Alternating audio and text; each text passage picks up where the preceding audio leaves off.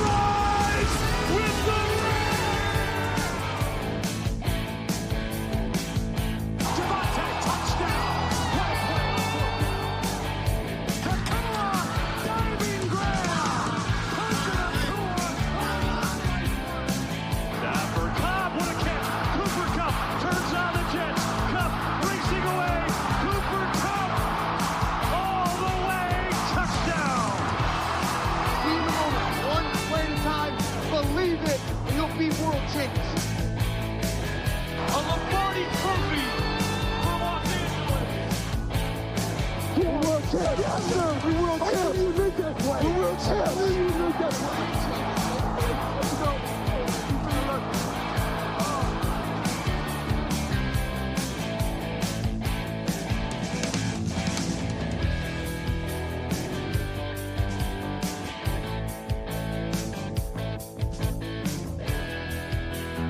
Welcome to Rams Talk Radio. This is Derek Ciapala by myself for the moment.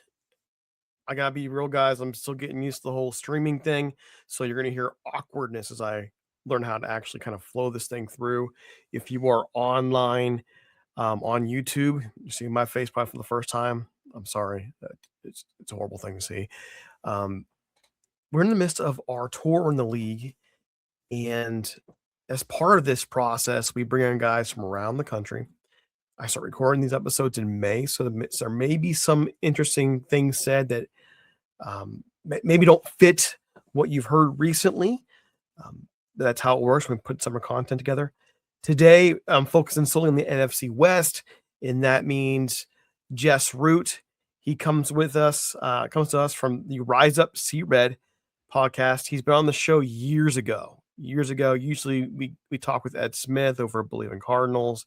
He's got a lot going on. Didn't want to have him come on at this point, but so we miss Ed. Ed, best wishes. And also, before we even get into the show, I also want to give a shout out to the person who did our intro song, John Thompson, who's going through his own personal struggles right now. Dude, Angels fan, Rams fan, always there for us. Praying for you, dude, and hoping that things go well. Without further ado, though, I want to move over and talk to Jess Root. This is going to be Cardinals. That's it today. I like to usually combine episodes, with two divisional rivals. In this case, I'm giving the NFC West its due. It's our division. So it's just Jess Root from Rise Up See Red. Let's see what y'all think about what he has to say. All right, folks. I'm with Jess Root from the Rise Up See Red podcast. It's been years. I think the last time I had you on the show, my daughter was like 1, my youngest daughter, and now she's moving into like 3rd grade or some kind of crazy thing, and life happens and so on and so forth. We're here back, part of the tour in the league, and we're here to talk about the Cardinals. And Jess, I just kind of we were talking before we even started recording, and I was so concerned that I'd be like, oh my gosh, I'm gonna offend these guys. But the point of the tour in the league is to just get knee deep in each franchise and go and what makes them tick, what's going on, and really kind of inform our fans. And the Rams had several eras, 2 eras from 1990 to 98, and then from about 2006 to 2016, where they were awful, like one of the worst teams in the league. And eventually they kind of pull out. In both cases, they had a couple nice runs.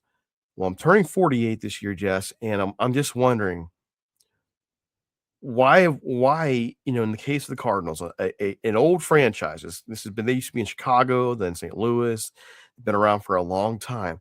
Why have they just been unable over the course of decades to produce a consistent winner? Like, what is going on with this franchise? Part of it, you have to look at how the ownership runs the team. Like back before Michael Bidwill, so I've been here long enough that I remember when the Cardinals moved to Arizona. I was 11 years old. Basically, I kind of started following the NFL probably around 1989, 1990 with the Cardinals, and they were always hopeless playing in the NFC East back in the day. But Bill Bidwill had the reputation of being a stingy, cheap owner. And dating back to the 70s, he kind of ran Don Coryell out of town when they were in St. Louis. And he was a they were penny pinchers, and the league wasn't making the money that it is now. But it's different than other owners because the Bidwell family, this is the only thing they have. And so in terms of popularity, they don't have other income wielding things. And so they are of all the rich guys in the league, like the owners are rich, they're ridiculous rich, but they're not a cash rich or asset rich family, and they've kind of run it that way. The team facility they had built in the 90s, it's still now they're building a new one out in North Phoenix that's going to open up in a couple of years, but it looks like something out of the 90s as well. And so they operate at a just well enough to do things. um They've never been able to draft particularly well. And honestly, like probably the source of it is one, ownership. The Cardinals have been kind of a poverty franchise forever. Like you look at the Bengals, you look at the Raiders, you look at the they just aren't run particularly well. The Browns, the Lions for much of the time that we've been alive have kind of been the same way. And the Cardinals just fallen and then they've never been able to get one of those quarterbacks like from after Neil Lomax got hurt in 1988. They languished trying to figure out the quarterback position until Jake Plummer. And Jake Plummer, like if you look at him statistically with the Cardinals, he's one of the most exciting quarterbacks the Cardinals have had. Statistic, he was not very good. He had one really good run, and then he was actually better statistically with the Broncos after that. But it's come down to the fact that they got lucky with Kurt Warner. They had Kurt Warner kind of reestablish himself, the right mix between Ken Whisenhunt and Kurt Warner to kind of light a fire into Kurt for one final run to do well. They managed to do really well with Carson Palmer, and then they are not run well. Uh, they make moves, and the part of it is like Phoenix is a great place to live, but it's also a place for the older people. So it's people can want to play here. There's good nightlife, like the young people, but it's an interesting mix. And basically, you can tie it to ownership in the quarterback situation that they've never kind of hit the jackpot with the quarterback position, except a couple of years with Kurt Warner, couple of years with Carson Palmer, and then Kyler Murray looked like he could be the guy, and just never kind of took them. One of the best quarterbacks we've had. Okay, but because of the expectations that were on him as a number one pick, people kind of expected Patrick Mahomes type play. Just never quite got there. But in fairness, from 2019 to 2025, when Kyler Murray was here, basically any success, and when it wasn't much, any of the winning that the Cardinals have done over the last 7 years is because of Kyler Murray. And then you take Kyler Murray away, and they were a pretty mid team with the possibility of being good, and they just had bad luck, no depth, and then things fell apart in 2022. And after that, it was just they've never shown the capability to be able to build a quality team. And when they have a quality team, they have really bad injury luck as well, because that 2021 year, that Rams run, when the Cardinals were great for the first half of the season, the reason why it fell apart, they had too many injuries to keep up their play. Go back to 2021, Kyler got hurt. J.J. Watt got hurt. DeAndre Hopkins got hurt. The tandem at running back of James Conner and Chase Edmonds, they didn't play together in a game at the entire second half of the season, and they overperformed defensively early. They lost J.J. Watt. Robert Alford, who was their best cornerback, not a great name cornerback at the time in 2021, and when he got hurt, everything sort of shifted, and they went from being a playmaking defense to being below average. And with a below average defense and injuries on offense, it just petered out by the end of the season. And it's just been a history of that. They've never been able to they just don't get the quarterback position right like other teams have managed to do. And they can't put together a roster that stays healthy. And then, honestly, you can look at ownership. It's not a particularly well-run organization compared to other teams. It is one of the lower quality. Like, it's an NFL team, but they run things not like a giant NFL team. They run it like a mom and pop business, more or less. So if you're gonna run like a mom and pop business, you have to expect mom and pop results compared to a franchise that's pouring money, pouring resources into everything ranging from scouting to film work to everything across the board, right? To facilities. But I guess you did have a franchise quarterback in Kyler Murray, and I just want to zero in on that for a moment. What went wrong? He's no longer there. He's in Minnesota. What happened with his development, or what happened with him within the organization where they decided to cut ties?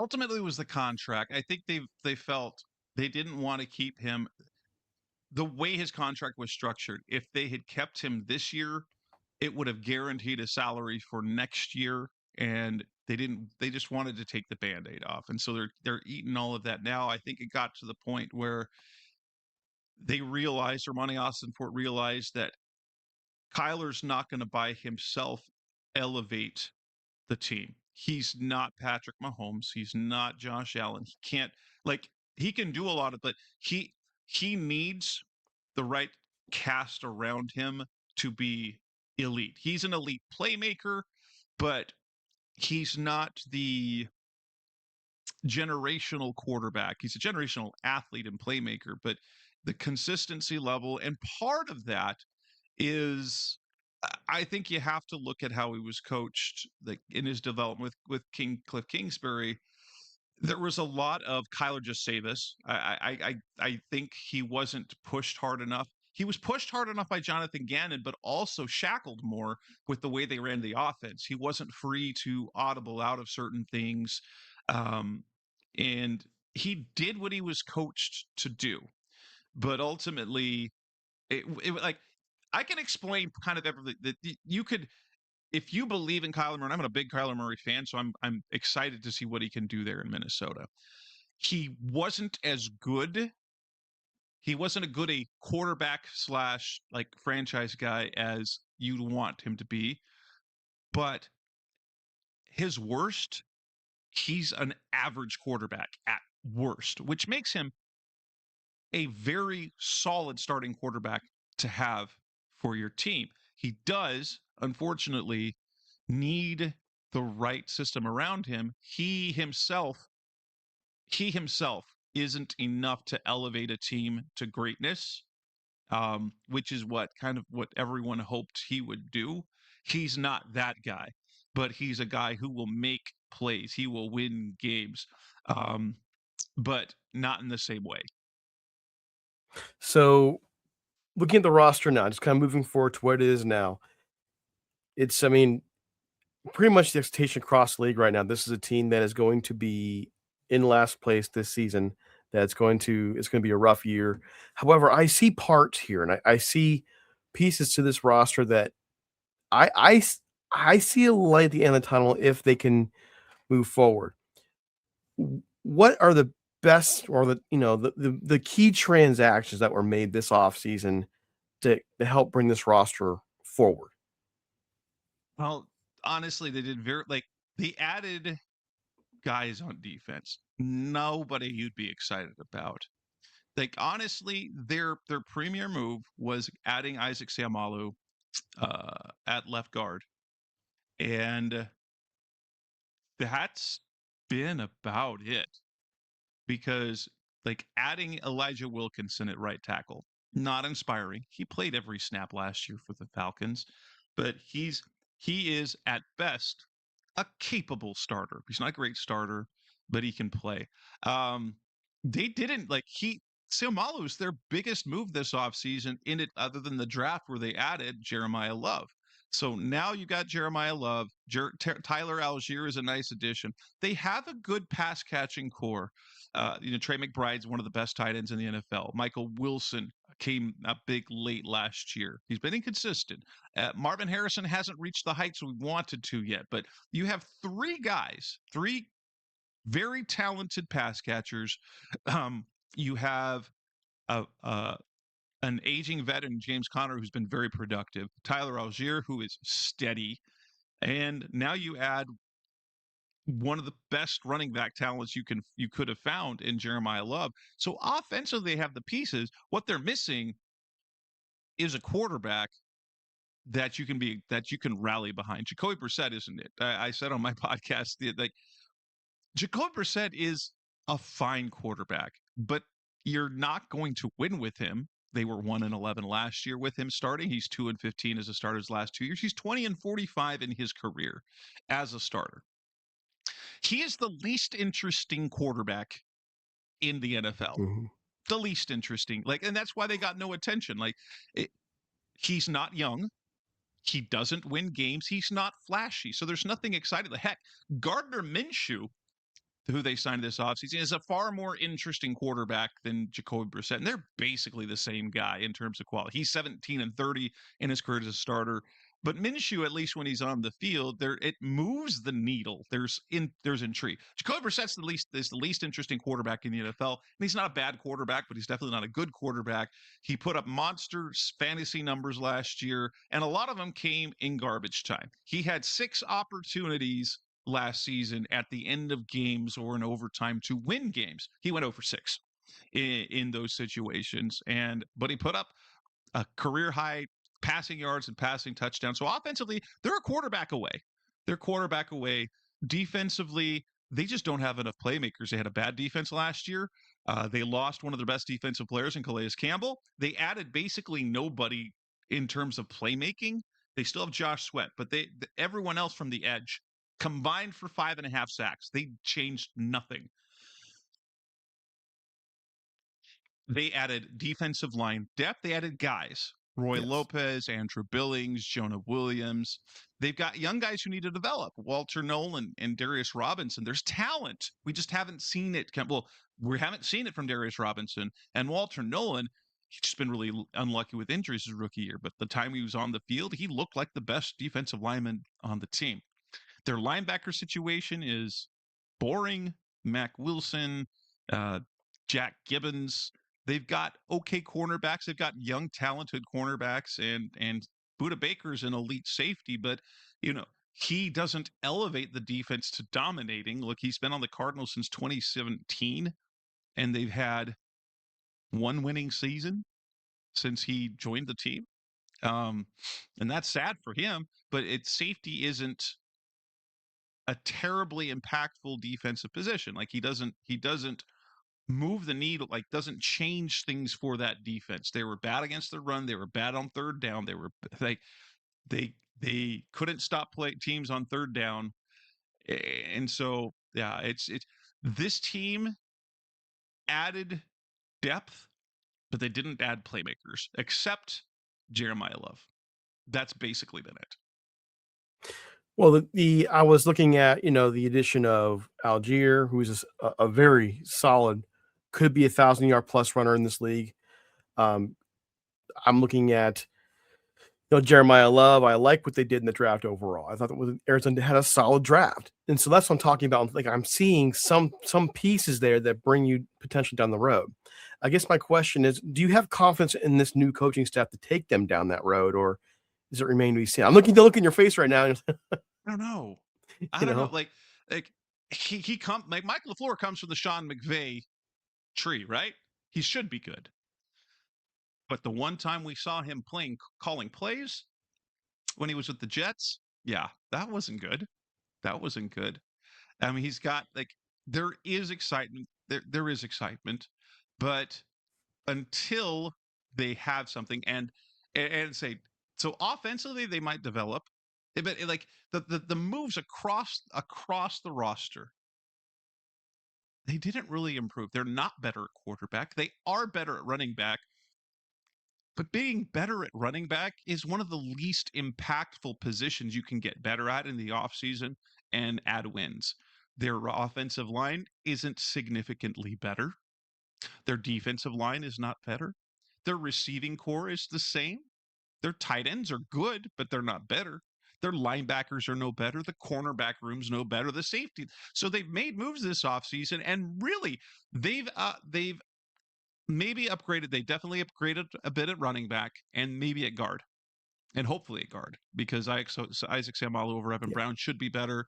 We'll see about Chase Basantis over Isaiah Adams and how much better he is. But they incrementally got better at two positions and didn't really improve the rest of the roster. And so while maybe the direction will go, like we'll have to wait and see offensively. They'll have to be offensively.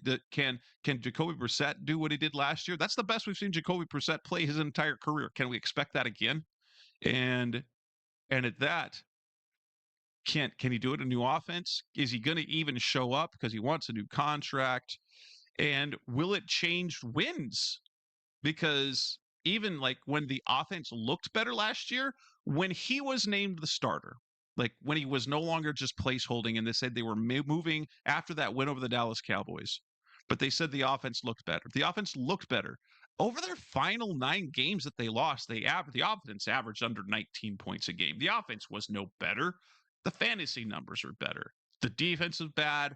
The offense put up fantasy numbers, but they weren't scoring a lot of points. And so it's a big toss-up. It's one of these cases where you're excited about getting a McVay coach without having a roster that you can get real excited about. You've got pieces. Jeremiah Love should be exciting. But he's not Saquon Barkley, and he's not going to have a Saquon Barkley workload in his rookie season. He's never carried the ball 200 times in his college career. So you're not going to see him get 350 touches as a rookie unless the Cardinals are going to criminally ruin his career. So where does that put this franchise from your point of view right now? Like if you're looking at this season and say the next 2 years, where do you put them right now? I mean, this is a stacked NFC. This is a stacked NFC West. Yes, it is. What's the outlook? They'll be bad this year. They should be bad this year. I don't know how you can, 3 wins was terrible last year. They'll be lucky to win 5. They'll be lucky to win 5 games this year. But if they win 5 games, they're going to put themselves in a position where they're not going to get the top quarterback. We'd like to say it's a march for Arch, right? Sure. Get our March Manning, have a new Manning and Harrison combination, and then you kind of, if you compete. But I mean, this quarterback class is supposed to be really good, so we'll see. But this year they won't be good. Next year with a rookie quarterback, they still won't be good because it's rare for a rookie quarterback to go and lead a winning team. It doesn't happen very often, especially when they were drafted by a previously bad team. They don't just turn around. So it's a matter of this is the rebuild again, just like they did under Jonathan Gannon. 2023, they were a bad team, but they were a good bad team. That team was the most competitive 4-win team you see. But you looked at the promise, and plus half the season they didn't have Kyler Murray. They went 4-4 over or 3-4 after when he came back, that was good. You saw some flashes. 2024, they ultimately ended up being 100% just a mid team. That they had promise, they were leading the division, and then things fell apart. But ultimately, if you looked at the progress, going from 4 wins to 8 or 9 wins, it was big picture. That's right where they needed to be. And then 2025 was the year that they should have kind of taken the next step, and nothing went right. Honestly, the loss to Tennessee broke them. They didn't know how to win after that. They had 2 plays. They would have been the Imari DiMercado fumble, which I'll still fight you on this. Sure. That ball crossed the plane before he let that go. Okay, I don't know how they overturned that. It was a message they said after the receiver done it the previous week. But that fluke play doesn't happen.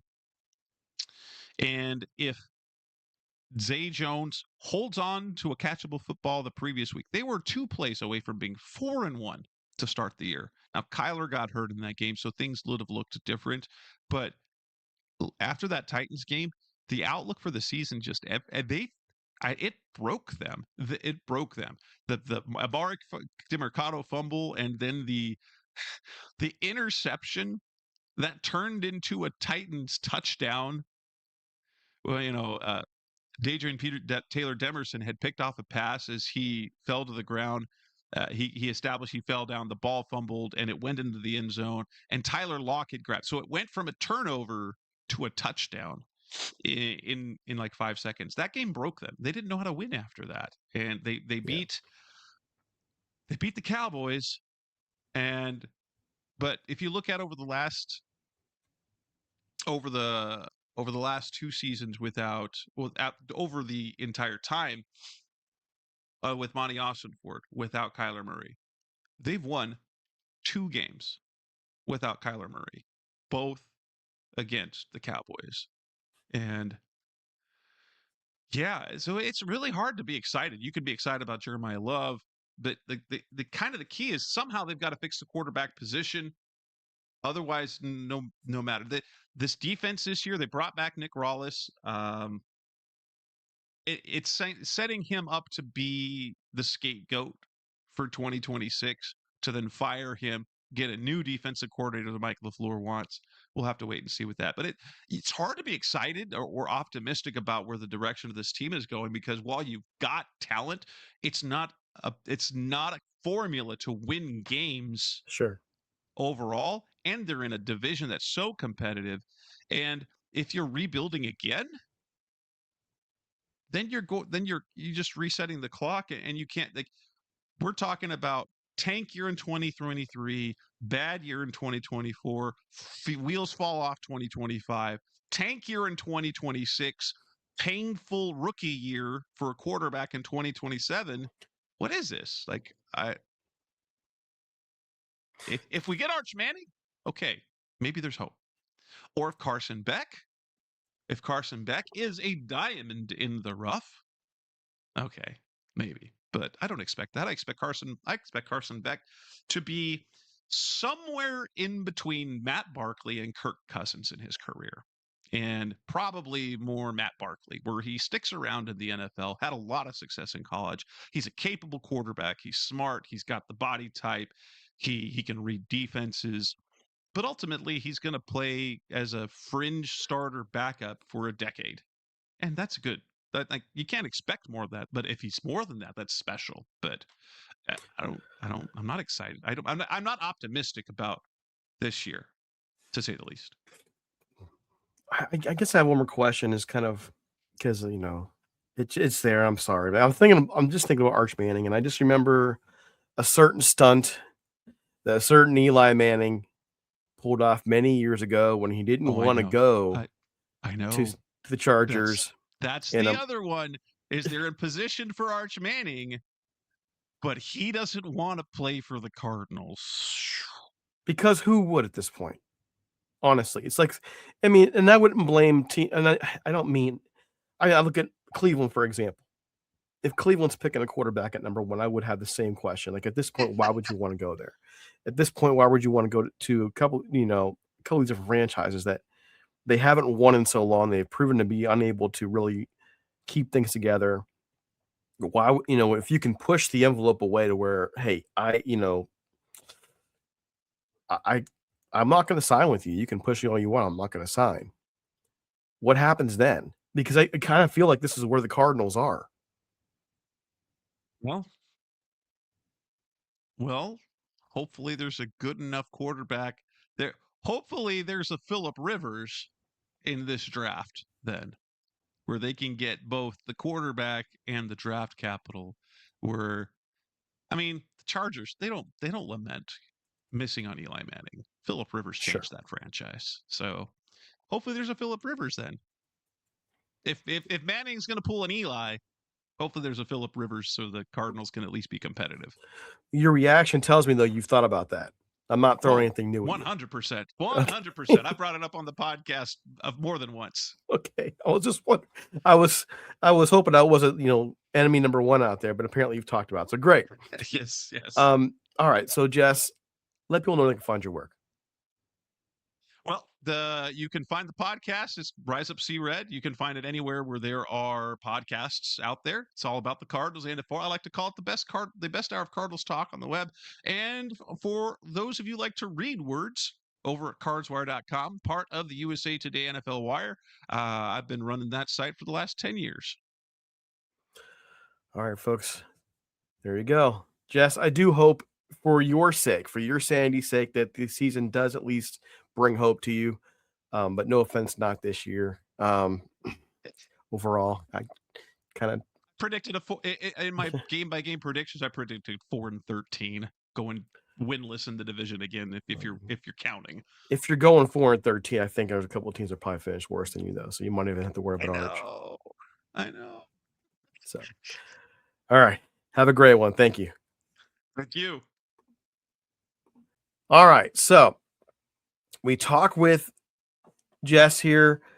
It's amazing how much the outlook has changed in 1 year at the Cardinals. Last year when we talked with Ed, it was really interesting to see how he viewed the franchise. He was seeing the light at the end of the tunnel. Kyler Murray was the quarterback.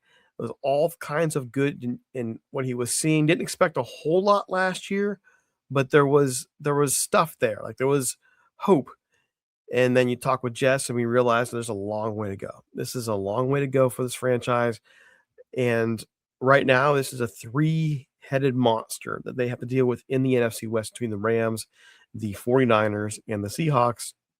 It's not going to get any easier this year. I actually thought he was a little more optimistic in terms of wins. I just don't see a whole lot for the Cardinals right now. But we'll see. They're one of the more frustrating franchises in the league. One Super Bowl appearance in their lives, in their franchise's life. Over the course of many years now, they are one of the most historic franchises in the NFL in terms of longevity, but historically they've been losing for decades and without any kind of real consistent winning culture there. They're an interesting franchise to watch, but at what point now do you say, okay, are we serious with this franchise? If I'm the fan base, I'm wondering that. So there you go. There's our tour in the league for the Cardinals. Follow us at Talk Rams. Follow us on YouTube. You see that Rams Talk 5900. If you haven't seen it yet, against Rams Talk 5900 on YouTube. Subscribe. We need our listeners subscribing as well. Helps us boost our numbers and helps us grow. Until next time, we're out of here.